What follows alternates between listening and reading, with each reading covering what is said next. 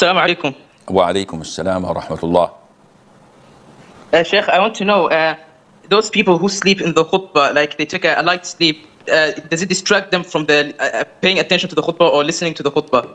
Of course, they are distracted, but sometimes one has no power on or over what comes over them. Some of the khutbah, some of those imams who give khutbahs are actually boring. When you get a traditional khatib reading from a book that he had rerun it for ages, the same khutbah every week, and then after 10, 20 weeks, again repeated, and he's just reading it with no spirit, with no occasion related, and the people are just simply sitting there, you know, drowsy and sleeping. That's on the imam. And it's even worse when it's done in Arabic and everybody in the masjid speak their local language or English and they don't know Arabic. So the only one who understands what's going on is the imam. And I hope he does know Arabic. So there is no sin on the person who is unable to defeat or resist such an overwhelming feeling of drowsiness and sleepiness.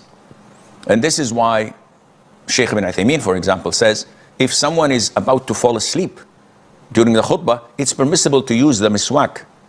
Though this is touching objects during the khutbah, which generally speaking is prohibited, but due to the greater benefit to ward off such drowsiness and to try to concentrate, that would be fine, insha'Allah azza wa jal. But definitely those who are attentive, concentrating and listening and benefiting are far greater in reward than those who are not, and Allah knows best.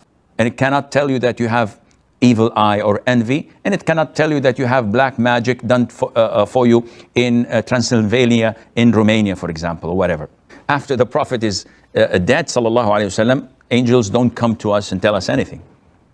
The second way is that a person claims to know the future, or his jinn ask him to worship it, and he does, and they sneak and leak some information about what had happened to that person. And this is shirk. Seeking the help of jinn and claiming that you can unveil what is unseen to you, this is shirk. So nowadays you cannot, and you don't need to. So many people have cut their kinship, severed their kinship with their uncles, with their siblings, some with even their parents, because they went to a soothsayer and they told them that your father did this, your mother did that, your cousin, etc. And they believe that. And this is totally prohibited. It renders your prayer of 40 days unaccepted if you just go for the fun of it. But if you believe what they're saying to be the truth, this nullifies your Islam totally.